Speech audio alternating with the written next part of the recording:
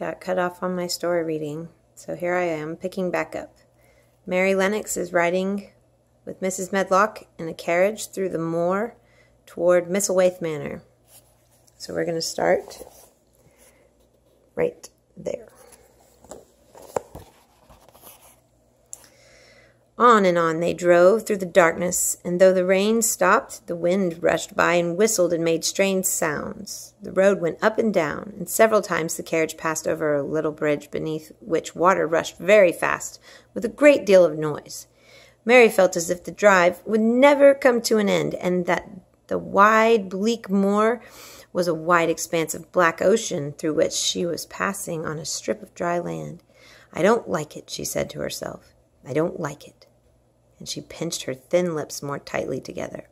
The horses were climbing up a hilly piece of road when she first caught sight of a light. Mrs. Medlock saw it as soon as she did and drew a long sigh of relief. "Eh, I am glad to see that bit of light twinkling," she exclaimed. "It's the light in the lodge window. We shall get a good cup of tea after a bit, at all events."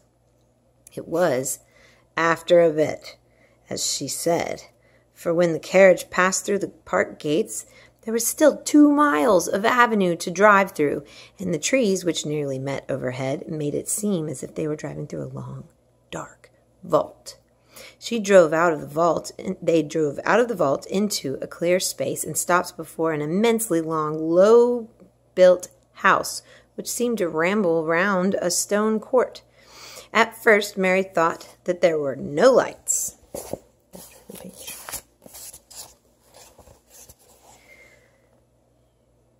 At all. No lights at all in the windows. But as she got out of the carriage, she saw that one room in a corner upstairs showed a dull glow. The entrance door was a huge one, made of massive, curiously shaped panels of oak, studded with big iron nails and bound with great iron bars. It opened into an enormous hall, which was so dimly lighted that the faces of the portraits on the walls and the pictures in the pictures. Oh, man, boys and girls, I'm so sorry. Let me start at the beginning of the paragraph. The entrance door was a huge one, made of massive, curiously shaped panels of oak, studded with big iron nails and bound with great iron bars.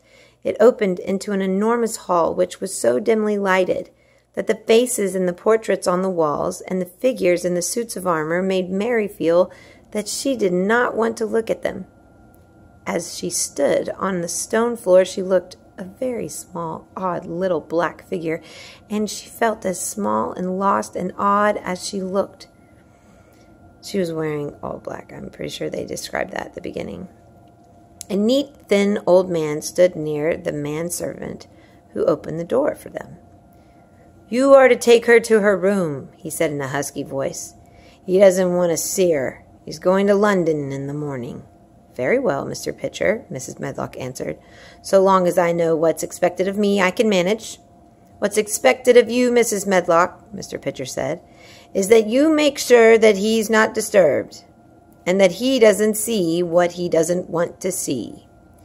And then Mary Lennox was led up a broad staircase and down a long corridor and up a short flight of steps and through another corridor and another until a door opened in a wall and she found herself in a room with a fire in it and a supper on a table. Mrs. Medlock said unceremoniously, "Well, here you are. This room and the next are where you'll live, and you must keep to them. Don't you forget that." It was in this way Mistress Mary arrived at Misselthwaite Manor, and she had perhaps never felt quite so contrary in all her life. That's the end of Chapter 3, and we will move on to Chapter 4 next.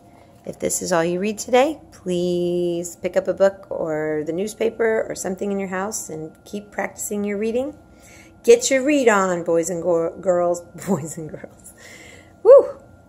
I hope my tongue-twisted self gets better by the time I read Chapter 4. Bye, children. See ya.